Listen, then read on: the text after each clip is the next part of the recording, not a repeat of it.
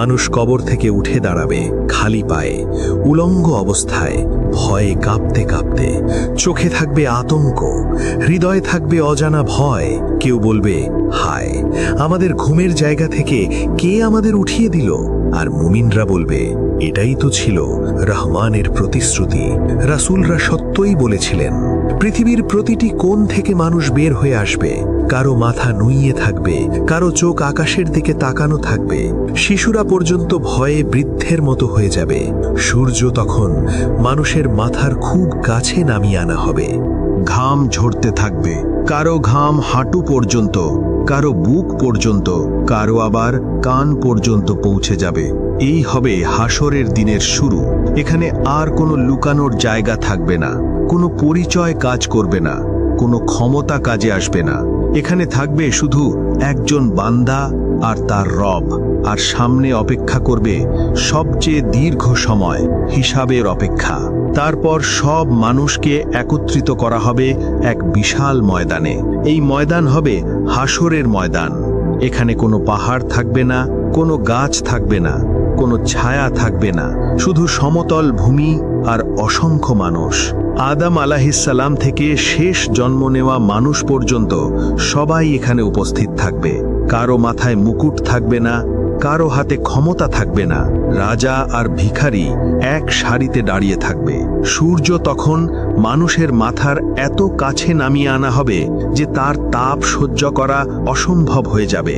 ঘাম ঝরতে থাকবে, কারো ঘাম গোড়ালি পর্যন্ত পৌঁছাবে, কারো হাঁটু পর্যন্ত, কারো বুক পর্যন্ত, আর কারো কারো ঘাম মুখ ও কান ঢেকে ফেলবে। মানুষ কথা বলতে পারবে না, শ্বাস নিতে কষ্ট হবে। চারদিকে শুধু কান্না আর আর্তনাদ। এই অবস্থায় মানুষকে দাঁড়িয়ে থাকতে হবে একদিন নয়, 1 বছর নয়, 50,000 বছর। এই সময়ের মধ্যে কোনো হিসাব শুরু হবে না। কেউ কারো দিকে তাকাবে না, কেউ সাহায্য করতে পারবে না। মানুষ তখন বলবে, হে আমাদের রব, আমাদের হিসাব শুরু করে দিন। যদিও জাহান্নাম হয়, তবুও এই অপেক্ষা থেকে রক্ষা করুন। কান্না করতে করতে মানুষের চোখে আর অশ্রু থাকবে না। তখন তারা কাঁদবে রক্তের অশ্রু। ভিড় এত বেশি হবে যে মাটিতে একটি সূচ ফেলার জায়গাও থাকবে না। এই সময় ফেরেশতারা সারিবদ্ধভাবে দাঁড়িয়ে যাবে। আকাশ ভেঙে পড়বে স্তরে স্তরে। সপ্তম আসমান থেকে আল্লাহর হুকুম নেমে আসবে। তারপর জাহান্নামকে হাসরের ময়দানে নিয়ে আসা হবে। 70,000 শিকল দিয়ে জাহান্নামকে টেনে আনা হবে। প্রতিটি শিকল ধরবে 70,000 ফেরেশতা। জাহান্নাম এমন ভয়ঙ্করভাবে গর্জন করবে যে ফেরেশতারাও শিউরে উঠবে। মানুষ ভয়ে অজ্ঞান হয়ে যাবে। কেউ পালাতে চাইবে, কিন্তু কোথায় যাবে? ঠিক তখনই মানুষ বুঝতে পারবে এই জায়গা থেকে আর কোনো পালানোর পথ নেই। আর তখনই মানুষ অপেক্ষা করতে থাকবে একজনের জন্য, একজন মাত্র মানুষের জন্য, যিনি এই ভয়াবহ অপেক্ষার অবসান ঘটাতে পারবেন। হাসরের ময়দানে 50,000 বছরের অপেক্ষার পর মানুষ আর সহ্য করতে পারবে না। ভয়, তাপ, তৃষ্ণা আর অপমান সব একসাথে হৃদয়ে ভেঙে দেবে। মানুষ একে একে নবীদের কাছে যেতে শুরু করবে। তারা বলবে, আপনি আমাদের জন্য আল্লাহর কাছে সুপারিশ করুন, এই ভয়াবহ অপেক্ষার অবসান ঘটান। কিন্তু এক নবী থেকে আরেক নবীর কাছে গিয়ে মানুষ হতাশ হয়ে ফিরে আসবে। অবশেষে সবাই এক জায়গায় একত্রিত হবে। সবার চোখ তখন একজনের দিকে তাকিয়ে থাকবে। তিনি হলেন আল্লাহর সর্বশেষ রাসূল সাল্লাল্লাহু আলাইহি ওয়াসাল্লাম। নবী সাল্লাল্লাহু আলাইহি ওয়াসাল্লাম এই ভয়াবহ দৃশ্য দেখে আর সহ্য করতে পারবেন না।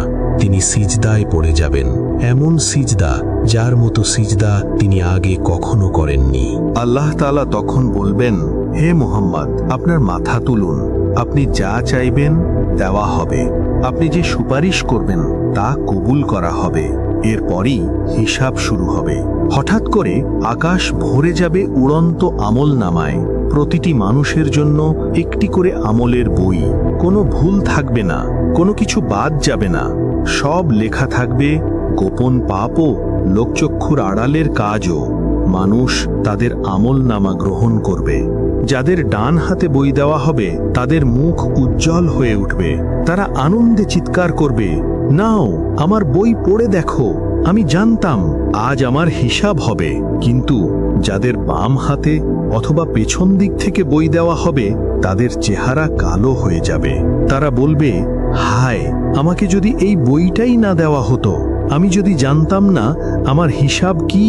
তারপর শুরু হবে সূক্ষ্ম প্রশ্ন, নামাজ, সময়, চোখের দৃষ্টি, কানের শোনা, জিহ্বার কথা, সব কিছুর হিসাব। অন্যের হক নেওয়া হলে সেদিন টাকা দিয়ে নয়, নেকি দিয়ে পরিশোধ করতে হবে।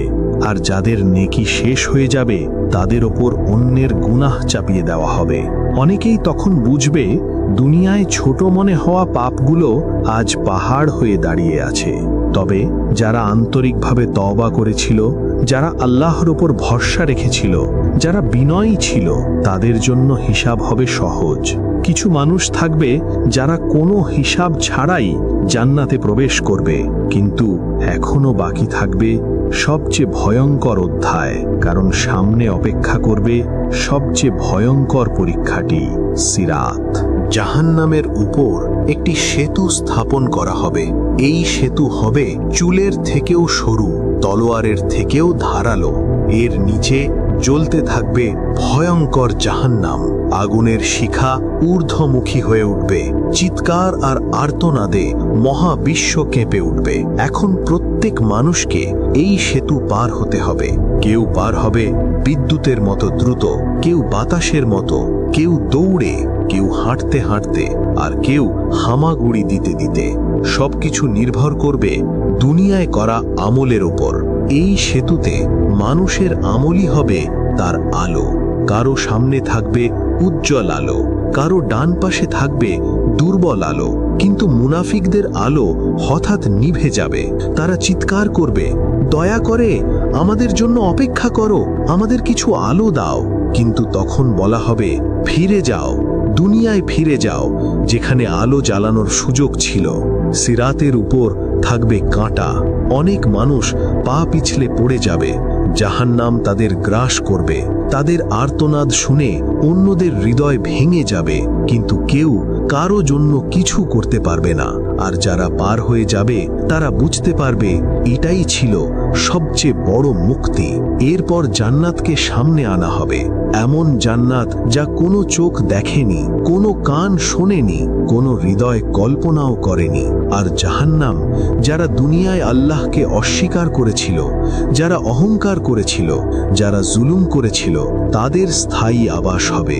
তারপর ঘোষণা করা হবে, হে জান্নাতবাসীরা, তোমরা এখানে চিরকাল থাকবে, কখনো মৃত্যু নেই। হে জাহান্নামবাসীরা, তোমরাও এখানে চিরকাল থাকবে, কখনো মুক্তি নেই। ঠিক তখনই মানুষ বুঝতে পারবে আসল জীবন এই দুনিয়া ছিল না। এই দুনিয়া ছিল শুধু একটি পরীক্ষা, আর এখন পরীক্ষার ফল প্রকাশ হয়ে গেছে। এই ভিডিওটা যদি আপনার মনে ভয় আর উপলব্ধি দুটোই জাগিয়ে তোলে, তাহলে এখানেই শেষ করবেন না। লাইক